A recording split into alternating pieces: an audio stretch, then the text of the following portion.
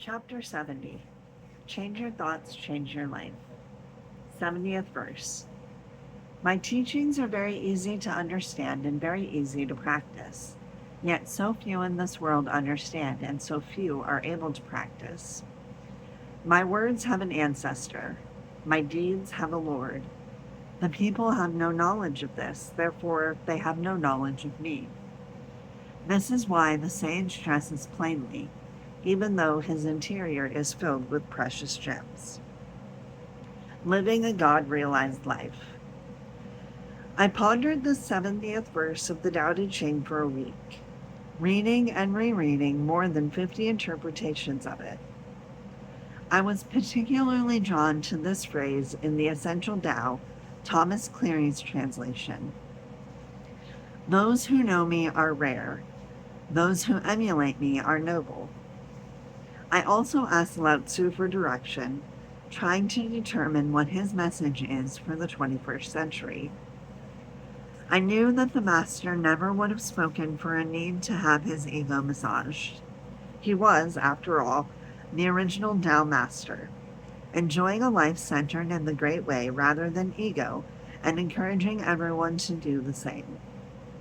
Try to imagine what it must have been like for this divine avatar to walk among his people in ancient China.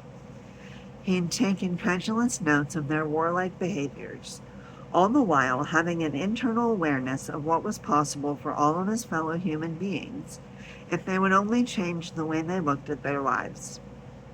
Freedom, peace of mind, contentment, and virtually every other principle that I've described in these 81 essays were only a thought away. I can imagine that some 500 plus years later, Jesus of Nazareth might have felt the same sentiment that Lao Tzu expressed here in verse 70, something to the effect of, "This is oh so easy, so simple to understand and to practice, yet so few are willing or able to grasp the essence of heaven on earth." I can almost feel the frustration that Lao Tzu is expressing in these lines as he urges us to live a Tao-centered existence rather than an ego-centered one. I've titled this brief essay Living a God-Realized Life because this is what I believe he's asking you to do throughout the 81 passages, and particularly here in number 70. My words have an ancestor, my deeds have a Lord, he says, and then immediately follows with the thought that the people just don't get it, so they clearly have no knowledge of me. Lao Tzu's ancestor is the Tao, and the Lord of his deeds is the very same nameless source. He seems to be musing, I think like God thinks.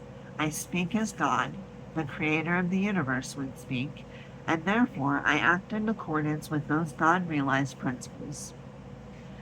I urge you to do the same, which is, oh so easy if you just surrender and allow this life-sustaining Tao energy to guide you. Stop fighting, eschew violent thoughts and deeds, and give up trying to control others or the world.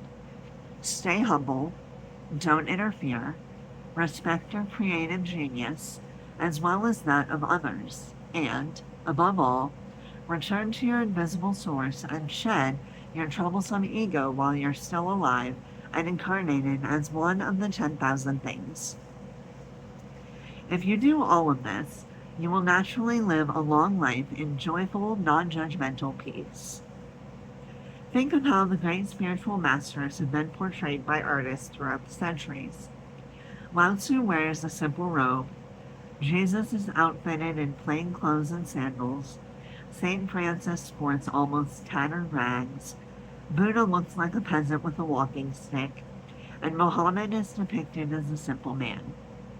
Then look at how the followers of the greatest spiritual teachers have been portrayed, living in the lap of luxury, opulence, and conspicuous consumption in golden palaces.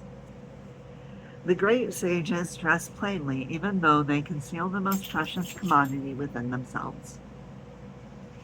And just what is this treasure hidden within these masters? Verse 67 explained that it is God realization in the form of the three treasures: mercy, frugality, and humility. You don't need gold embroidered costumes and temples strewn with riches, both of which were the result of the sweat of countless servants and slaves, to house these treasures. Dressing plainly keeps the sage in harmony with the simplicity of this message. This is what I hear Lao Tzu saying between the lines of this 70th verse, expressing the bewilderment that he feels as so few people seem to grasp his beautifully simple message. First, know the Tao Te Ching. Keep your mind about being one of the vast majority who doesn't understand or practice the teachings of the Tao Te Ching.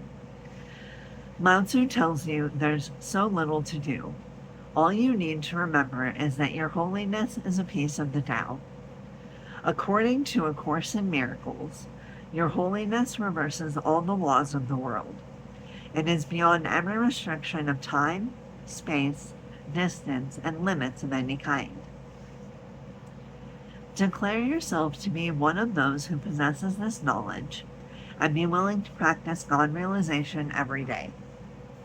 Second, see God everywhere.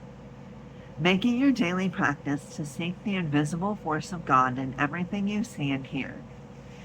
In the 14th century, Meister Eckhart offered some advice on how to put the 70th verse of the Tao Te Ching into daily life. What is the test that you have indeed undergone this holy birth? Listen carefully. If this birth has truly taken place within you, then every single creature points you toward God. He further advised, if the only prayer you said in your whole life was thank you, that would suffice. Practice saying thank you, God, for everything. This is the way to God realization. Do the Tao now. Plan a day to be like the sage who dresses plainly, without jewelry, makeup, or fancy clothes. In fact, head out for the day in a pair of shorts and a t-shirt. Wherever you go, stay in this plain mode, and notice how irrelevant the attention paid to dress and looks seems. Tune into your feelings as you go about your business, unconcerned about how others view your appearance.